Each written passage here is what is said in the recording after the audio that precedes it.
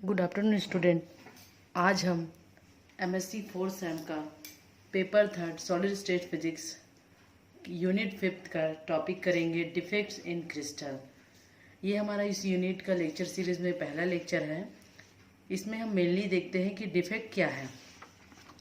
तो यदि हम डिफेक्ट को समझना चाहेंगे तो हम ये कहेंगे कि any deviation in a crystal from a perfect periodic lattice or structure is an imperfection or defect. जैसे हम जानते हैं कि जो हमारा क्रिस्टल स्ट्रक्चर है वो एक पीरियोडिक स्ट्रक्चर में होता है, और जो पीरियोडिक स्ट्रक्चर में कैसा होता है, रेगुलर शेप में, रेगुलर फॉर्म में होता है, जिसमें हम जानते हैं कि जो हमारा क्रिस्टल स्ट्रक्चर है उसमें बेसिकली क्या क्रिस्टल स्ट्रक्चर किससे बना होता है,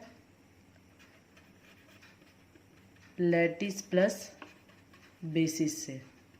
लैटिस प्लस बेसिस मिलके हमारा क्या बनाता है, एक क्रिस्टल स्ट्रक्चर बनाता है।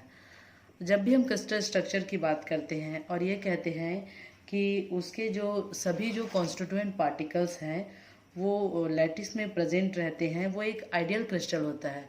और जो आइडियल क्रिस्टल होता है वो जीरो केल्विन पर, मतलब अब्सोल्यूट टेम्परेचर पर ही पॉसिबल है। लेकिन हमको मालूम है कि किसी भी कंडीशन में अब्सोल्यूट टेम्परेचर प्राप्त करना मुश्किल होता है। इसलिए ये जो आइडियल क्रिस्टल हम मानते हैं वो संभव नहीं है। इसलिए जो डिफेक्ट होता है उसमें हम ये देखते हैं कि किसी भी क्रिस्टल स्ट्रक्चर में जो कॉन्स्टिट्यूएंट पार्टिकल्स हैं यदि लैटिस में रेगुलर नहीं है या वो उस पॉइंट को छोड़ के चले जा रहे हैं, तो दोनों ही कंडीशन में क्या हो जाता है, क्रिस्टल में डिफेक्ट हो जाता है। और ये ध्यान रखेंगे हम, जो डिफेक्ट होता है वो क्या करता है, डिफेक्ट को हम इम्प्योरिटीज भी कहते हैं। डिफेक्ट जो है होता है क्या कंट्रोल करता है, control the physical and mechanical properties of the crystal. इसका मतलब है जो डिफेक्ट है वो जो मेटल है या क्रिस्टल है उसके फिजिकल और मैकेनिकल दोनों प्रॉपर्टीज को कंट्रोल करता है। इसके साथ हम देखते हैं कि जो डिफेक्ट होता है, डिफेक्ट जो होता है वो जो है किसको किसको इफेक्ट करता है, वो प्रभावित करता है किसको, प्रेजेंट स्ट्रेंथ को, क्रिस्टल के स्ट्रेंथ को, डक्टिलिटी को, क्रिस्टल ग्रोथ को, मैग्नेटिक हिस्टेरिस को, डाइलेक्ट्रिक स्ट्रेंथ को, कंडक्शन इन सेमीकंडक्टर्स को। ये सभी जो हैं वो स्ट्रक्चर सेंसिटिव हैं, इसलिए डिफेक्ट इनको ज़्यादा ये जो टर्मिनोलॉजी उनको ज़्यादा प्रभावित करती है। अब हम देखते हैं कि डिफेक्ट, अब जैसे हमने कहा लैटिस और ब्रेसिस मिलके क्रिस्टल स्ट्रक्चर बना हुआ है। यदि हम ये कह देते हैं लैटिस में, ये लैटिस स्ट्रक्चर है पीरियोडिकली, अगर ये इस प्रकार से वेल अरेंज है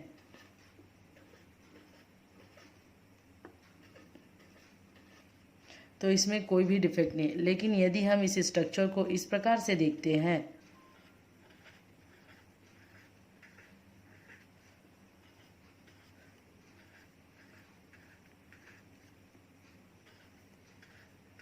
तो इस देखिए दोनों में अंतर क्या है, यहाँ पर देखिए, यहाँ पर ये जो है इसका एक पीरियोडिक अरेंजमेंट चलता आ रहा है, लेकिन यहाँ पर देखिए ये अरेंजमेंट यहाँ नहीं है, यहाँ नहीं है। तो इस प्रकार से क्रिस्टल में क्या उत्पन्न हो गया है, डिफेक्ट उत्पन्न हो गया है। तो अब इसके बाद हम देखते हैं कि टाइप्स ऑफ डिफेक्ट कितने प्रकार के होते हैं।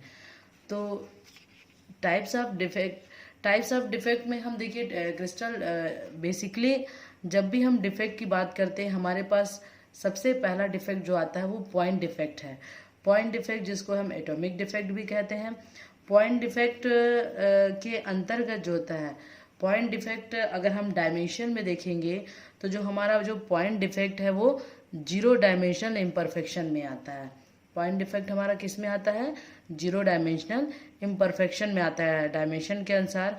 और जो सबसे पहला पॉइंट डिफेक्ट जिसको हम बताएंगे वो हमारा क्या है, विकेंसी डिफेक्ट है। विकेंसी डिफेक्ट जो होता है वो नॉन आयनिक होता है।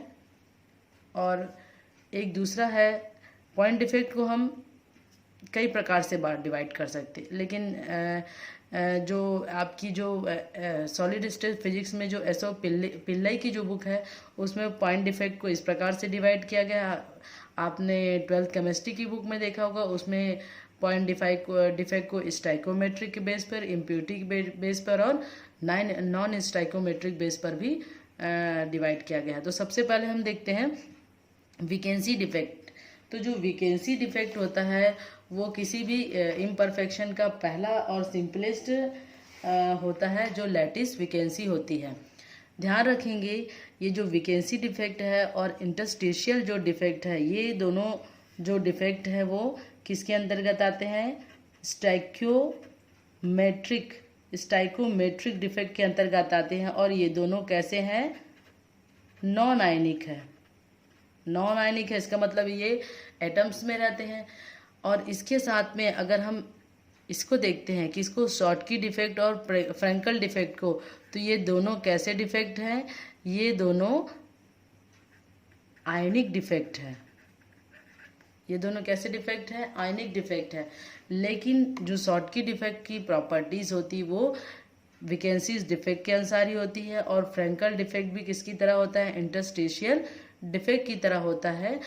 ये भी ध्यान रखेंगे ये जो फ्रैंकल डिफेक्ट है वो वेकेंसी भी होता है और इंटरस्टिशियल डिफेक्ट भी होता है। हो सकता है आपको आगे नेट में जो है नेट में जो क्वेश्चन आते हैं सॉलिड स्टेट पे, तो आपको क्वेश्चन दिया जा सकता है कि जो फ्रैंकल डिफेक्ट है एक इंटरस्टिशियल डिफेक्ट है, वेकेंसी डिफेक्ट है, या फ्रैंकल डिफेक्ट जो है उसको हम डिसलोकेशन भी कहते हैं क्योंकि वो क्या हो जाता है? अपने स्थान से डिसलोकेट हो जाता है। तो फ्रैंकल जो डिफेक्ट है उसमें तीनों प्रकार की जो डिफेक्ट आएंगे, वेकेंसी डिफेक्ट, इंटरस्टिशियल डिफेक्ट और डिसलोकेशन डिफेक्ट भी आएंगे। और ये भी ध्यान रखेंगे कि ये जो हमारा सॉलिड स्टेट का जो टॉपिक है वो हमारा नेट में भी है, तो उसको ध्यान में रखते हुए पढ़ेंगे।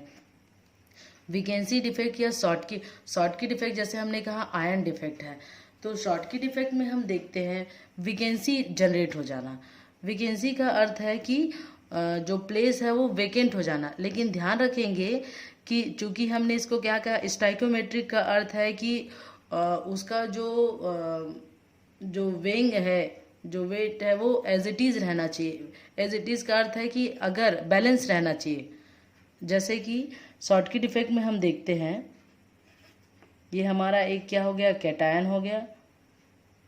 ये हमारा क्या हो गया? एनायन हो गया। ये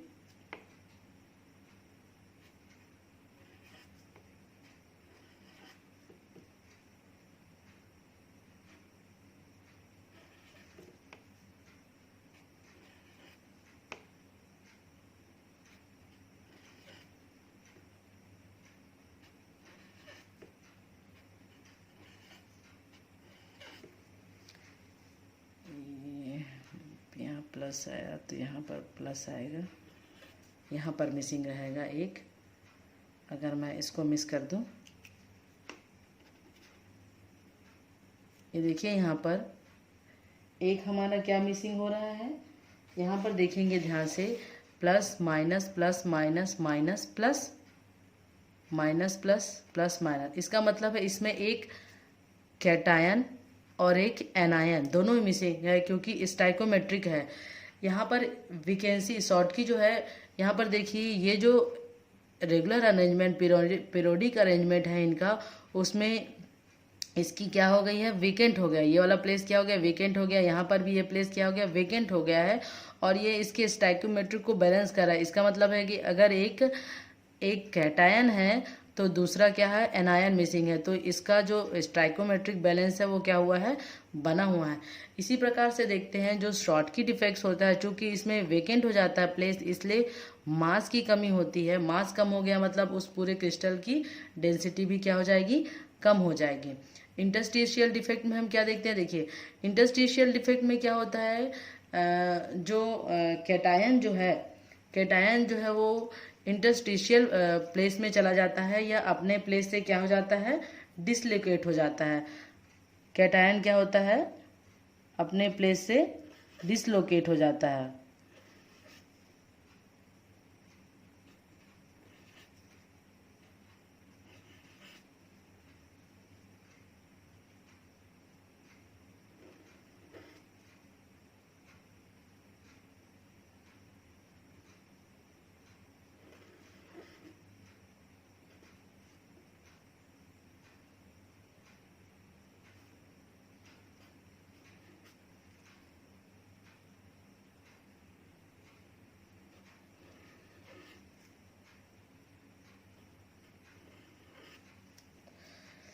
ये देखिए यहाँ पर इसके पीरियोडिक अरेंजमेंट में यहाँ पर एक क्या है, कैटायन है। ये कैटायन कहाँ पर चला जाएगा, इसी स्पेस में रहेगा, लेकिन कहीं और पर क्या हो जाएगा, वो डिसलोकेट हो जाएगा।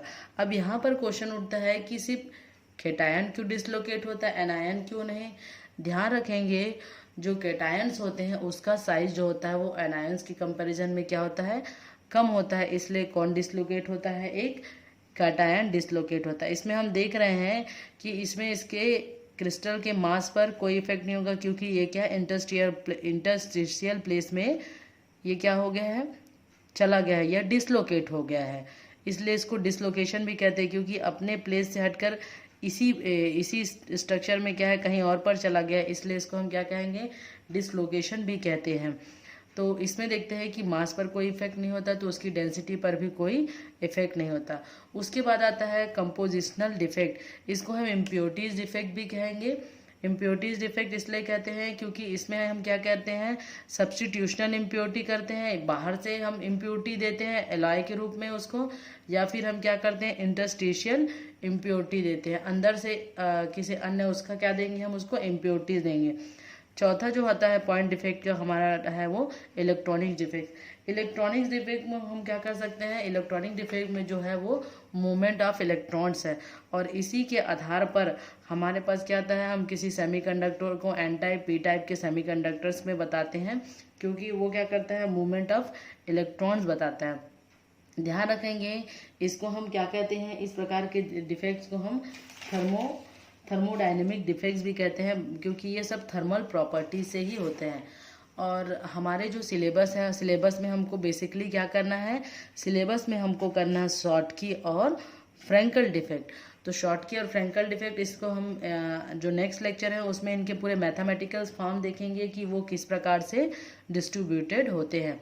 आपको अभी क्वेश्चन क्या आ सकता है, 2 नंबर के क्वेश्चन, क्योंकि कुछ यूनिवर्सिटी में 2 नंबर के आते हैं। तो डिफेक्ट क्या होता है, पॉइंट डिफेक्ट को बताइए, तो उसमें आप इसको लिख सकते हैं। उसके बाद पॉइंट डिफेक्ट के अंतर्गत जैसे हमने कहा ये स्टाइकोमेट्रिक के अंतर्गत आते हैं। तो इसमें एक हमारा और आता है क्या, non stoichiometric defect. Non stoichiometric defect के भी 2 प्रकार होते हैं, मेटल एक्सेस डिफेक्ट और मेटल डिफिशियंसी डिफेक्ट। ध्यान रखेंगे ये जो मेटल एक्सेस डिफेक्ट है वो भी हमारे कोर्स में है, किस फॉर्म में है, एफ सेंटर्स या फिर कलर सेंटर्स।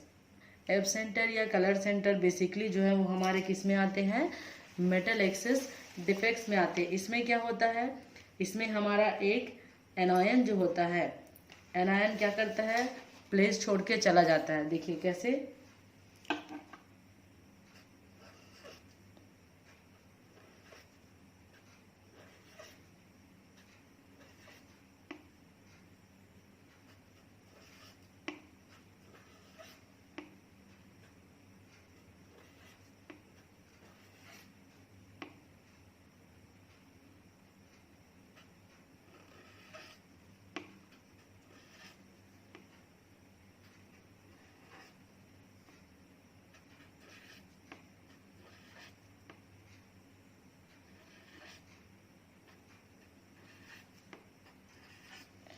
यहाँ पर देखिए इसके पीरियोडिक अरेंजमेंट में क्या हुआ है, एक एनायन क्या हुआ है, प्लेस छोड़ के चला गया है।